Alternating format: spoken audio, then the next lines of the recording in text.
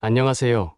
해외 사연입니다. 이번 사연은 영국 현지 여성이 한국의 남성 과결혼에 남편은 죽고 얼마 후 한국에 다시 오게 되는데, 안녕하세요. 저는 영국 런던의 스트래퍼드에서 살고 있는 마리아라고 합니다. 저희 마을은 윌리엄 섹스피어의 출생지로 잘 알려져 있으며, 그래서인지 많은 사람들이 섹스피어와 연관된 장소를 탐방하고 공연을 감상하며 영국 문화와 역사를 경험하고 있어 많이 알려진 곳입니다. 전 이곳 스트래퍼드에서 태어나 지금까지 자랐죠. 저희 가족들은 해외여행 다니는 것을 많이 좋아했습니다. 그래서 2년에 한 번 정도는 해외여행을 다니고는 했죠. 이번 사연도 해외여행을 하며 만나게 된 가슴 아픈 사연을 시작하려 합니다. 어느 날 가족들과 한국 여행 중 도난 사건에 휘말렸습니다. 저희 가족은 가방과 지갑을 잃고 막막한 상황이었죠. 그래서 가까운 경찰서를 방문하게 되었습니다. 현지 경찰서에서는 경찰관 한 분에게 자세한 내막을 말씀드리니 그 경찰관분은 친절하게 도움을 주기로 하셨습니다. 그 경찰관은 다른 업무를 처리하는 중이었지만 저희 가족과 함께 현장으로 이동하며 침착하게 상황을 판단하고 필요한 조치를 취해 주었습니다. 현장 확인 후 경찰서로 다시 돌아와 경찰분은 다시 가족들이 안심할 수 있는 공간을 제공하기 위해 조용한 회의실로 안내했습니다. 그리고 사건 보고서 작성 및 관련 문서 작업 등의 절차를 원활하게 진행하기 위해 세심한 배려와 지원을 제공했죠. 저희 가족은 경찰분이 자신들의 언어와 문화적인 차이를 이해하지 못할 것으로 생각하여 걱정했지만, 경찰분은 최선을 다해 의사소통을 하려고 노력했습니다. 번역기를 활용하여 기본적인 대화와 필수 정보 전달에 도움이 되었으며, 가족들은 이런 세심한 배려에 감동받았습니다.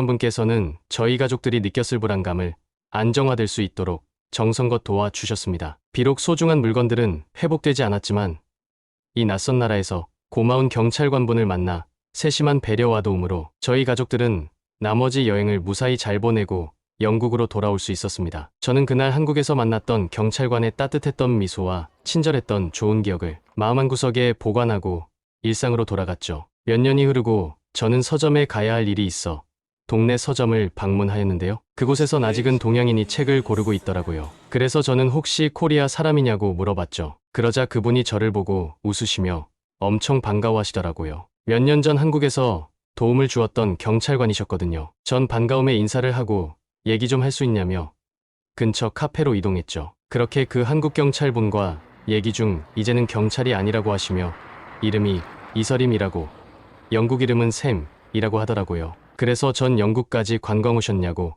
물어보았습니다. 그러자 샘은 평상시 하고 싶었던 일과 공부를 배우기 위해 유학 왔다고 말을 하더라고요. 전 그래서 영국에 있는 동안 도움이 필요하면 말씀하시라며 연락처를 드렸죠. 그러자 샘은 학교 기숙사 자리가 없어서 숙소를 구해야 하는데 혹시 가격이 싼 기숙사를 좀 알고 있는지 물어보더라고요.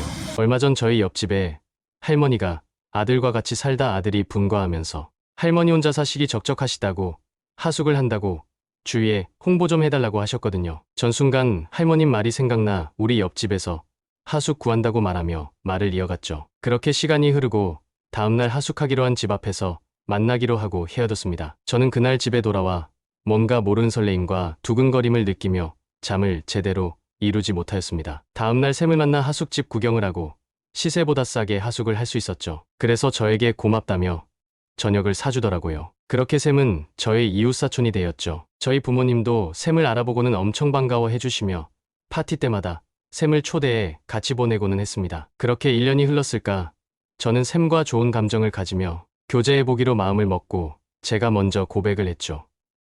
그러자 샘은 당황하며 미소를 짓더라고요. 평범한 일상을 보내던 어느 날 부모님은 부부 동반 모임이 있다며 기다리지 말고 먼저 잠자리에 들라고 당부하시고는 집을 나서셨죠. 그날은 오전부터 비가 조금씩 오면서 기상이 좋은 편은 아니었습니다. 부모님은 모임이 끝나고 집으로 돌아오시던 중 도로 주위에 안개가 자욱해 앞이 잘 보이지 않은 그때 중앙선을 넘어 졸음운전을 하던 차량을 피하지 못하고 교통사고가 발생되었죠. 그 시간 저는 연락을 받고 병원으로 달려갔지만 부모님은 끝내 일어나지 못하고 눈을 감으셨습니다. 그렇게 황망하게 부모님을 보내고 20대 초반이었던 제가 감당하기에는 너무 어려웠습니다. 준비 없이 찾아온 불행과 부모님의 빈자리 너무 크다 보니 식사도 끊고 망연자실하며 며칠이 지났습니다. 샘과 저희 친구들은 제 소식을 듣자마자 집으로 달려와 위로를 해주었어요. 그렇게 저는 주위 많은 분들의 도움으로 슬프고 힘든 이 상황을 조금씩 극복해 나갈 수 있었습니다. 샘은 그렇게 세상에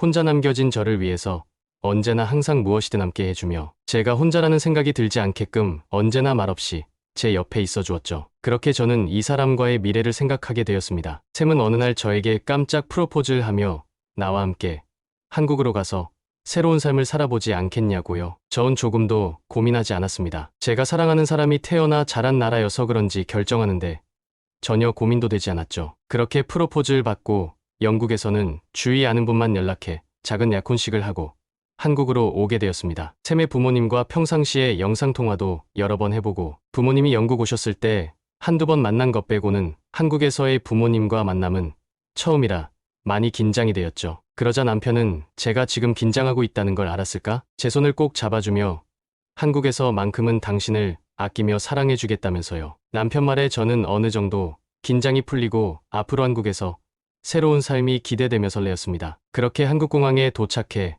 그곳에는 환영 플랜카드와 꽃다발을 들고 계시는 시부모님이 기다리고 계셨죠. 플랜카드를 본 저는 순간 가슴 깊은 곳에서 뜨거운 무엇인가 솟아오르더니 눈물이 흐르더라고요. 거기에는 마리아, 내가 너의 가족이 되어줄게 이렇게 써있더라고요. 저는 그 순간만큼은 어머니가 생각나 시어머니를 안으며 엄청 울었습니다. 그런 저의 행동에 어머님은 어깨를 토닥여 주시며 눈물까지 보이시며 위로해 주셨죠. 그렇게 저의 한국 생활은 늘 행복하며 즐거운 나날이었습니다. 남편과 같이 제과점을 운영하였는데 남편이 영국에서 제빵 기술과 자격증을 따서 한국에 제과점을 오픈하게 되었습니다. 얼마 지나지 않아 한국에서 제과점은 입소문이나 장사가 잘 되었죠. 저는 제과점에서 계산을 맡으며 조금씩 이곳에 적응해 나갔죠. 중간중간 한국어 공부도 하고 또 주말이며 시부모님과 여행도 다니고 정말 행복했습니다. 저는 한국의 강원도라는 곳에서 살게 되었는데 이곳 강원도는 사면이 바다와 산으로 둘러싸여 있어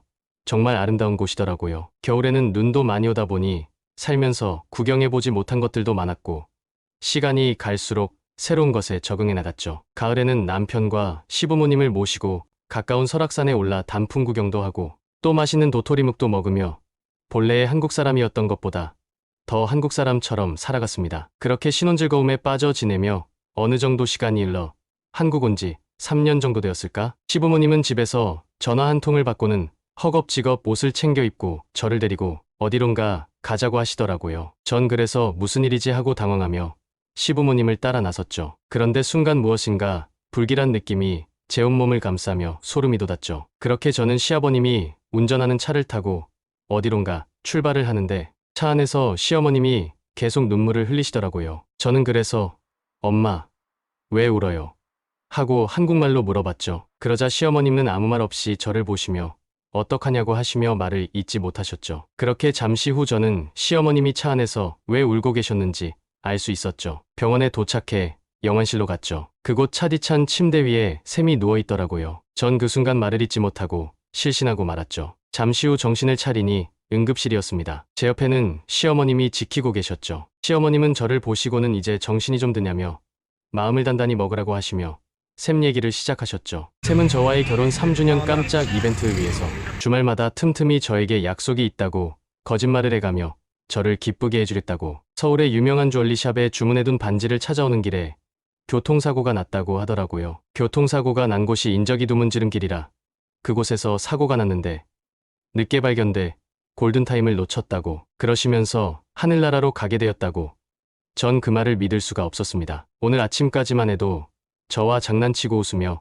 외치를 하던 샘이 이렇게 제 눈앞에 주검으로 나타났다는 것이 믿어지지 않았습니다. 전 또다시 세상에 혼자 남겨진 기분이었죠. 그렇게 장례가 끝나고 시부모님을 따라 집으로 돌아왔죠. 그렇게 저는 몇 날 며칠을 눈물로 지새며 방 안에서 나오질 않았죠. 그런 시부모님들은 저를 잘 보듬어 주시며 저에게 식사를 하고 빨리 기운을 차리라며 부탁을 하셨죠. 이제 남은 자식이라고는 너 하나 남았는데 너까지 잘못되면 우리 노부부는 못 산다고 하시며 한참을 우셨습니다. 전 그제서야 어머님의 말씀을 듣고 시부모님을 위해서라도 내가 기운을 좀 차리자 하고 조금씩 슬픔을 이겨냈죠. 저는 남편과 함께 하던 제과점을 정리하고 시골에서 부모님 장사를 도와드리며 함께 지냈죠. 남편이 있던 예전만큼은 아니어도 저희 가족에게도 조금씩 웃음이 찾아왔죠. 남편이 세상을 떠나고 5년 정도 시간이 흐르고 시부모님은 저를 불러 아직 나이도 어린데 이제 새로운 가정을 꾸려야 하지 않겠냐고 하시더라고요. 전 그래서 말도 안 된다고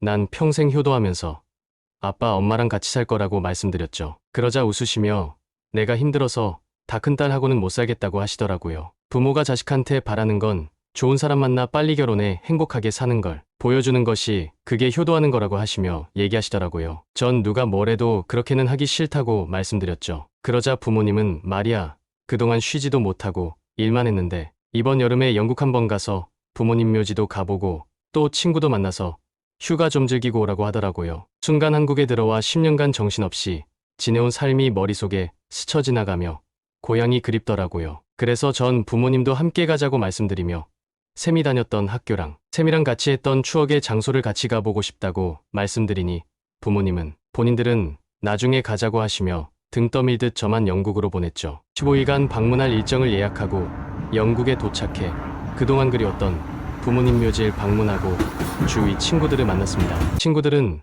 어느덧 나이가 30대 중반에 접어들어 가정을 꾸리며 아이도 낳고 행복하게 살고 있더라고요. 그렇게 전 행복했던 여행을 마치고 다시 한국으로 돌아왔습니다. 양손에는 부모님 선물을 한가득 들고 집에 들어섰는데 편지 한 통이 있더라고요. 편지 내용은 마리아, 그동안 고생 많았다. 젊은 나이에 한 남자만 보고 임원 타국까지와 제대로 된 사랑 한번 받지 못하고 서송세월 이 시부모만 돌보며 힘들게 살아온 마리아. 이제는 한 살이라도 젊을 때 좋은 사람 만나 행복하게 살았으면 하는데 우리가 내 곁에 있으면 마리아는 평생 혼자 살 것 같아. 이렇게 너에게 또 아픔을 주는구나. 이 글을 끝으로 아빠, 엄마가 사랑한다. 전 편지를 보고 눈물도 나고 또 세상에 혼자가 된 기분도 들고 현재 제 처지가 너무 막막했습니다. 잠시 멍하니 앉아 있다 보니 식탁 위에 무엇인가 보이더라고요. 식탁으로 가 확인해 보니 통장이 있더라고요. 그 안에는 남편 사망보험금과 그동안 제 앞으로 된 적금을 들어 2개월 전 만기된 적금이었습니다. 그렇게 부모님은 사전에 준비해 두시고 떠났죠. 이곳저곳 수소문을 해도 부모님은 찾을 수가 없었습니다. 그렇게 1년간 부모님을 찾으며 그 집에 머물렀죠. 그렇게 지친 몸으로 전 다시 영국으로 돌아와야만 했습니다. 돌아오기 전 한국집에 연락처와 편지를 남기고 왔죠. 그렇게 시간 흘러 몇 년이 지나고 저는 이곳 영국에서 한국어 공부했던 특기를 살려 한국어 선생님이 되었습니다. 얼마 후 저에게는 다시 한번 사랑하는 남자가 생겼죠. 그 남자 역시 한국 사람이었는데 저의 아픈 과거를 듣고 저를 안아주었습니다. 저는 남자친구의 부모님께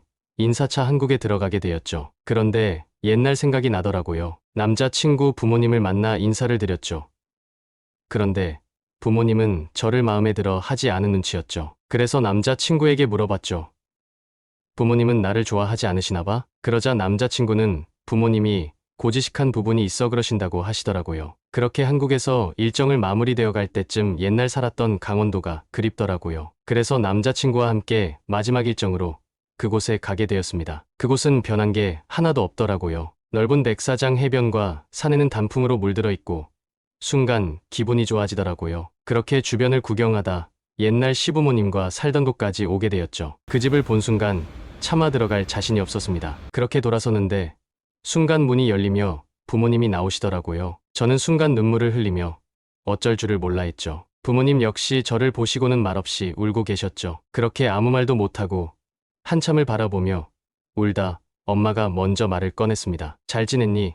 사랑하는 내 딸아. 전 그 순간 울며 엄마에게 달려가 안겨 한참을 울었습니다. 그렇게 엄마와 아빠 우리 셋은 부둥켜 안고 한참을 울었습니다. 지금껏 한 번도 잊어본 적이 없다고 하시며 널 그렇게 보내는 게 아니었는데 하시며 본인 자신을 원망하시며 사셨다고. 그래서 제가 떠나기 전에 연락처랑 편지를 쓰고 갔는데 못 봤냐고 여쭤봤습니다. 그러자 그해 장마와 태풍이 심하게 오면서 집에 피해가 생겨 집안 살림이 물에 다 젖었다고. 그래서 편지는 볼 수가 없었다고 하시더라고요. 그동안 보고 싶어도 연락도 못하고 사진만 보면서 내 딸이 영국에서 행복하고 잘 살길만을 기도하셨다고. 그렇게 한참을 얘기를 하던 중 제 옆에 서 있는 남자를 보시고는 누구냐고 물어보시길래 저랑 결혼할 사람이라고 소개시켜드렸죠. 그러자 부모님은 너무 좋아하시며 한국에서는 사위가 처가에 인사 오면 사위에게 씨암탉을 잡아주는 풍습이 있다고 하시며 장을 보시고 저녁을 준비해 주셨죠. 그렇게 전 밤새 엄마의 품에 안겨